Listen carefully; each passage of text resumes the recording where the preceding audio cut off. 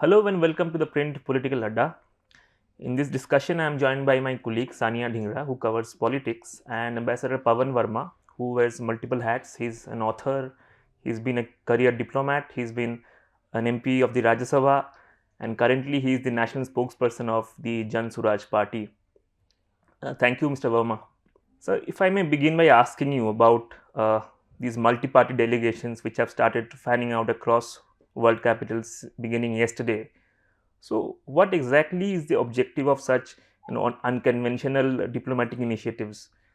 Well, I think the purpose is to convey India's message to the world that Pakistan is the epicenter of international terrorism, and any attempts to equate India and Pakistan is tantamount to equating the perpetrator and the victim.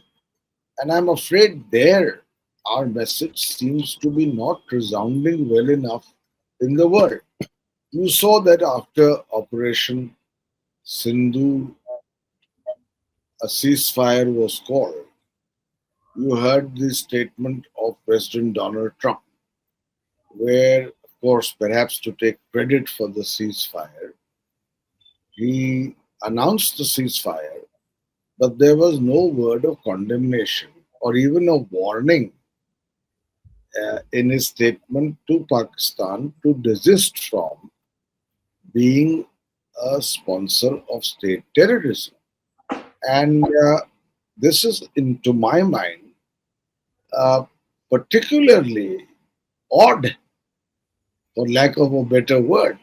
I mean, America has seen the world's biggest Islamic terrorism act thus far after 9/11. In 9/11, 2,977 Americans were killed. Uh, Thousands more were injured. Property worth $10 billion was destroyed. 430,000 jobs were lost.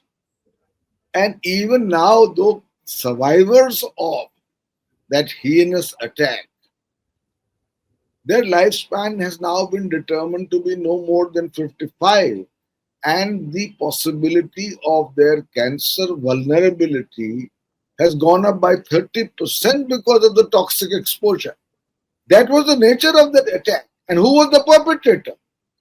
Osama bin Laden of the Al Qaeda. And after a 10-year long manhunt at astronomical costs, where was he found? He was found living comfortably with his family in a safe house in Abbottabad next to the Pakistan Military Academy Training Center. For a country like America, then, when it is talking of a ceasefire, even if that may not have been the place for Trump to do, when Trump is aware that the retaliatory attack from India took place because of the heinous Pahalgam terrorist attack sponsored by Pakistan, for him to make a statement without even mentioning the original cause of the conflagration, or even as a country determinedly fighting terrorism, not to even mention the perpetrator, the world's biggest perpetrator of international terrorism, to my mind is odd. And this I say to you, that is why I think we need to find more innovative ways of diplomacy to convey this message. I mean, how many, I ask you, of American designated global terrorists or terrorists who are proscribed on by the United Nations are roaming freely in Pakistan even today, from Maulana Masood Azhar to Zakir Hassan Lakhi to Hafiz Saeed All of them and their organizations, the Jaish-e-Mohammed, the Jamaat-ud-Dawa, the Lashkar-e-Taiba, and all their wings are on the proscribed list of America and of the United Nations. Maulana Masood Azhar has been on the UN sanctions list since 2019. They're roaming freely in Pakistan. Is America not concerned? So terrorism becomes the worst enemy of the world if America is attacked, and is ignorable if India is attacked. And look at the reaction of the other countries. Some of our friends also. I mean, we know the reaction of China. It called our attack regrettable. It's understandable. We know the reaction of Turkey. But look at the reaction of Russia, our long standing tested ally. It, in its statement after the ceasefire, it condemned all kinds of terrorism. Again, the hyphenation between India and Pakistan. When the world knows it's Pakistan. Look at the statement. I was just trying to keep a. Most countries advised when Operation Sindur was on that both countries should show restraint. Even the United Nations, which has proscribed so many of Pakistani terrorists, said both countries should exercise maximum military restraint. The United Kingdom, of all countries, which knows the situation, where India has been at the front line of facing terrorism from Pakistan, merely said to both countries show restraint. Uh, uh, I So mean, if our friends coming in the Middle East giving awards to our Prime Minister, what did the UAE say? What did so Iran say? so on this question of hyphenation between India and Pakistan, so you believe Indian diplomacy that is also in a kind reflection of the a failure of the Indian diplomacy. If Indian diplomacy could not achieve that, what will these all party delegations achieve? Well, I think that what we needed to have understood right from the very beginning that the fight against terrorism for the world at large and especially the powers that matter is an expedient one. I mean, there was one country called France. France is the only country which said publicly that we understand India's decision to protect itself against the scourge of terrorism. One country, and of course Israel, which was expected. So we must understand that Pakistan has been leveraging its geopolitical position vis-a-vis major powers for them to condone what is its verifiable status as a terrorist state and evade responsibility. And the world has been playing along. And after Pahalgam, if this message was not clear enough to the world, somewhere I believe, yes, our diplomacy has not succeeded. It's one thing to be welcomed and to have friendly relations with the important chancelleries of the world. It's another for them to understand that we are at the front line. For us, it's not an option. We are at the front line of a country which is a state sponsor of terrorism. And if there was any proof that was further required after Pulwama, Hmm. after Uri, there was the Pahalgam attack. And yet, no country, the international response, let me use a word which best describes it, was tepid. So now, yes, it's time to think of how better we can convince the world Hmm. of what the real situation is. And in particular, prevent this completely ludicrous hyphenation of India with Pakistan. And as I said, equate the perpetrator with the victim. In any case, the hyphenation is wrong. And and that is something that we need to convey to the world. Because I'll tell you, terrorism cannot be bad for America and ignorable for India. Hmm. Simply put, it cannot be bad for UK when it happens. It cannot be bad for another major power in Russia, and something to be ignored for India, who's a long-tested ally, a major emerging power, constantly facing the terrorism sponsored by Pakistan. So that is where you feel these out of the box initiatives might be helpful in pointing out. I we will see what its results are.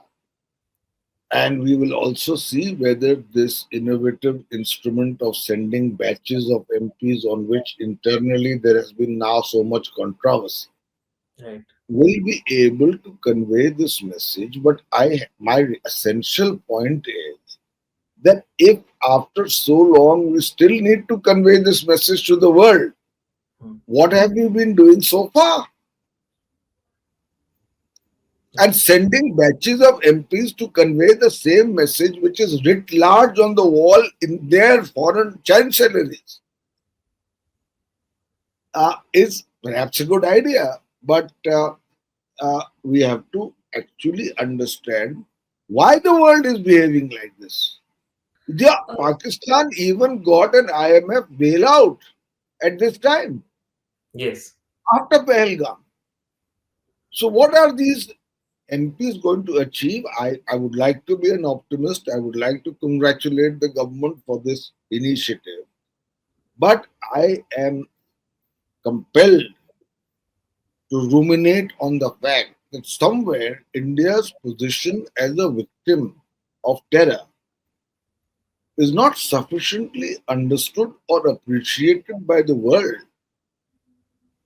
or at least not understood and appreciated strongly enough for it to come out with a much stronger response to Pahalgam and to the reasons for Operation Sindur.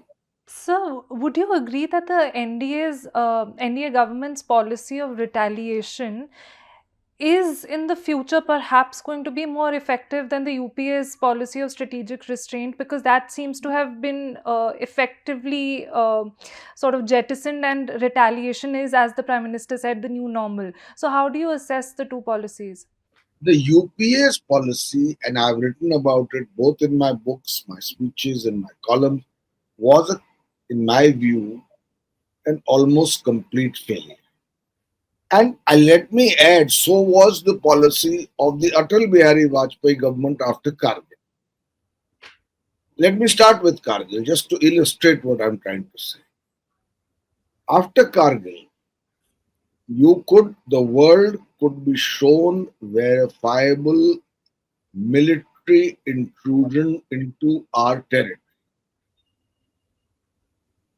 And those who had so entered were at the vantage points at Kargil. Body bags were landing every day in Delhi. You tell me, I ask, which self respecting nation would countenance such body bags and not immediately take action against the intruders, not by sacrificing close to 1,000 of the flower of the young in your armed forces, including officers, but by paratrooping troops across the line of control, stealing the supplies coming to these intruders. Because we knew that if you send up our soldiers to these vantage heights to evacuate the intruders, there will be disproportionate casualties.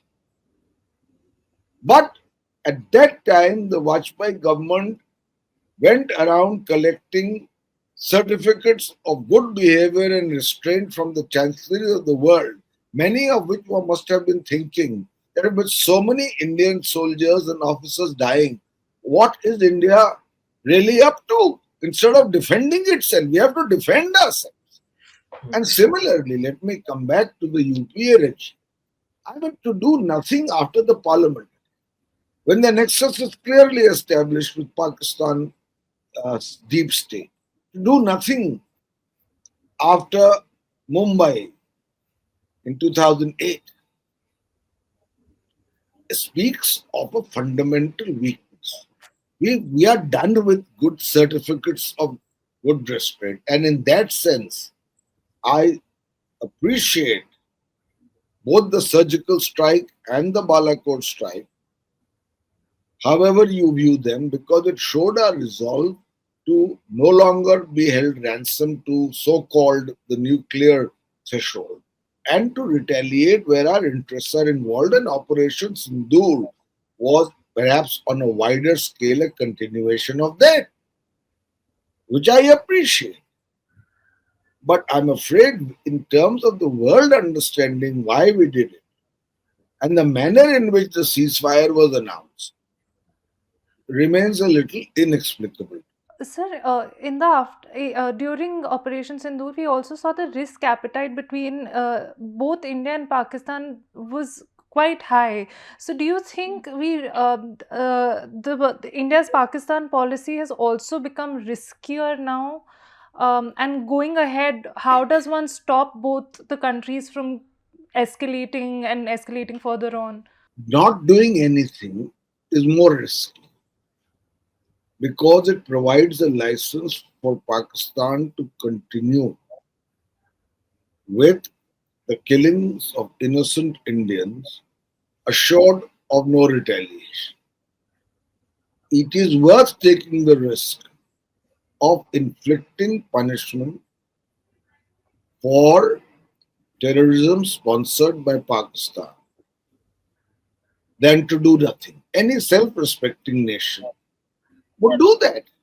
So, how were such multi-party delegations? How did these delegations fare in the past? For example, even in 1994, even in 1993, under P.V. Narasimha Rao, we saw one delegation being sent where you had Atal Bihari Vajpayee, where you had Salman Khurshid from the government side, and it was essentially for a conference in the United Nations on human rights. So back then, Pakistan had mounted this campaign globally uh, against the demolition of Babri Masjid, also the anti-insurgency operations in Punjab, human rights violations in Punjab. So were they really successful? No, I am not diminishing the utility of such multi party delegations. All I'm saying that by themselves they are not. We have a foreign policy established, and having been a part of it, I can say a fairly competent, not because of me, but because I have seen it work. Foreign policy is not episodic, it is a continuity. And sometimes the perception war has to be gained by persistence, where you continue to hammer the message that about the reality of Pakistan, about the dangers we face bordering a terrorist state, and about strengthening our own abilities to meet that threat. In the end, you cannot fight this kind of war depending on the unreliable conscience of the world. And frankly, that is what we have seen. Trump saying, oh, let them go out for a good dinner. Would you say that to uh, Osama bin Laden? What is this condescension about? So, therefore, the the delegations may serve a purpose if they retain their cohesion. But in my view, they cannot be the only instrument. We have a permanent establishment that must work on a continuous basis to win the perception war. As I also mentioned in my intro, you are not just a career diplomat; you are also a politician. So I want to ask you, what do you make of the this tutu meme between between various parties? Now that delegations are going, but then we saw how the Congress party reacted, how they were not consulted while picking their representatives in the delegations. Even the TMC made some noise. So what do you make of it? You know, I am no one to speak for the Congress, and the Congress takes its own decisions. But frankly, if you ask me, I don't think the Congress has come out of this entire process without egg on its face. If there were people who thought better, whatever their personal individual animosities with Shashi Tharoor, they should have taken advantage of the situation and said that finally, to lead this all-party delegation, the BJP had to fall back on a loyal congressman who has the requisite experience to do what they cannot pull up from their own ranks. Hmm. Take the credit for it and fight your internal battles later. But as I said, I'm no one to speak for the Congress, but at least I would advise the Congress, if I was in it, that here is a situation. Your leader, a four-time MP, the chairman of the Standing Committee of Parliament, by the way, a personal good friend, we were in college together. He is being asked by the government you oppose to lead the delegation to present India's case of an all-party nature. Take the credit where you can. Where is the ego involved in this? So, So since the ability to differentiate, sorry, just one second, the ability to differentiate in any mature political party between individual egos and larger good of the party is very often lost when parties only become something about individual egos. Yeah. right. Relatedly, since sort of you also cover the Congress, how do you view this change in stance that the Congress has had? Because earlier we saw the Congress wanting to show a collective resolve in the face of a national crisis, and now we see it increasingly blaming Shankar and criticizing the government's policy. So how do you make sense of this See, shift? Congress is a large party, so from the very beginning there were two schools of thought. Even from the very beginning, so even when they were issuing statements lauding the armed forces and they was talking about standing like a rock behind the government, even then there were two schools of thought within the Congress party. So, but then they thought it more expedient to support the government at that point. They wanted to be in step with the popular sentiment across the country. But I think after Operation Sindur, something snapped, and the dominant section of the party, which is in, I mean, which is aligned with the Congress high command right now. So they wanted to take this approach where they wanted to come across as unsparing of the government. So they did not want to come across as someone, as a party which doesn't question the ruling dispensation at all. Hmm. So you saw Rahul Gandhi Yeah. gradually bringing up the question of Jaishankar's statement Yeah. and whether India lost fighter jets or not. Hmm. So I think, as Mr. Verma also pointed out, it was also about ego clash Hmm. between various leaders among within the party, and it is Add, I would like to add that at the time of a national crisis, it is absolutely correct policy as Operation Sindur was unfolding to show verifiable unity. We support the government, we respect its decisions. They will do the best for our country in terms of our defense and well being. yeah. After the ceasefire, in any democracy, I'm not talking only of ours. Look at any democracy. During Vietnam, there was questioning in it. After Iraq, there was questioning. And here, in a democracy, a statement seeking clarification or raising issues regarding any security lapses that led to Pahalgam, or asking for more details, if possible, on the manner in which the ceasefire fought in terms of public perception took place so abruptly, or asking what was the American role, have Pakistan and India been hyphenated, and has Kashmir become, against our efforts of decades, a mediatory issue to be dealt with not bilaterally but by other countries. Now, these are questions in a democracy, a mature democracy, which should be handled by the government in power without equating them mechanically as being anti national.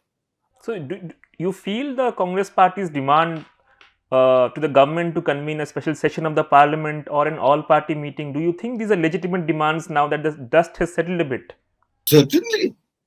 I mean, whether a special session of parliament or an all party meeting, you see, the government must put the facts in the public realm in a more transparent manner.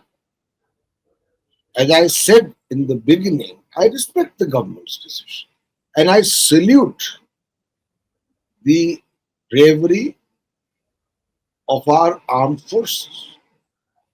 That being said, in a democracy, there are facts that cannot always be put behind the curtain on grounds under the facade of patriotism. So therefore, to ask such, in a column where otherwise I supported the government fully, some at the time when Operation Sindur was in process, I asked, how did Pahalgam take place? Was there or was there not a security lapse? Because if you've been to Pahalgam, you know that the, the, the valley on one side is has a mountain range which is densely wooded, which is a known infiltration route for terrorists. And yet, in the bordering Besaran Valley, there was not even a policeman, leave alone a police post.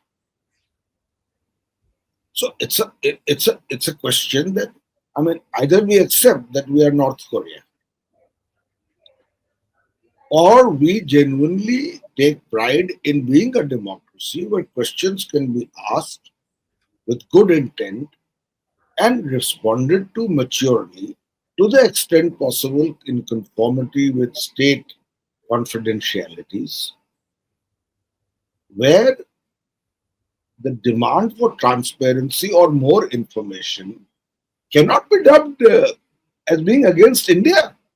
I want to know, for instance, as a diplomat, as a politician, as a writer, as a columnist, what exactly was the role of America? Why did President Trump announce a ceasefire when the DGMOs were in contact? Apparently, from what we hear, we don't know the exact sequence. And India and Pakistan should have announced the ceasefire. What was America's role? I want to ask a question whether we advise President Trump in announcing the ceasefire, if he is amenable to any advice at all, that there should be a mention of Pakistan's sponsorship of terrorism. I would like to say or ask the government whether America will issue a supplementary statement saying that we are happy that the war has stopped. Because let me put it categorically. Even a conventional war between two neighbors who have nuclear weapons is not a happy situation. So yes, a ceasefire, an end to the escalatory ladder, perhaps is a good thing. But at least America, have we done enough for America to give a warning to Pakistan? Now, these are questions. You see, we have to understand. Not everybody is against the government. If he or she asks an uncomfortable question, or a question the government would rather not answer, then we wouldn't be a democracy. Hmm. So the So, government also must show the requisite maturity. so last question to you before we wrap up.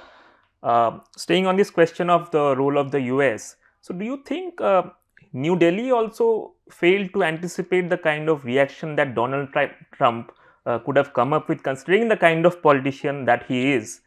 Or do you think India was under the impression that, uh, considering the kind of bonhomie that Narendra Modi and Trump displayed in the past, Trump would not do any such thing? Let us accept that President Donald Trump is a maverick, erratic. But I don't believe in the ultimate analysis that foreign policy is so individual centered. The key here lies in understanding geopolitics. Why was America involved? In what manner did it get involved? At whose request or behest did America get involved? What exactly was its mediatory role? Why was it reticent in the condemnation of Pakistani terrorism? Is Pakistan important for it its as a link in its long-term goal of mending fences with China? Is it important vis-a-vis Afghanistan? We have to understand geopolitics and not put everything on the threshold of what appears to be a maverick president. And therefore, I once again reiterate the importance of diplomacy in leveraging geopolitics in your interest. Right. Thank you, sir. Thank you so much for your very insightful answers.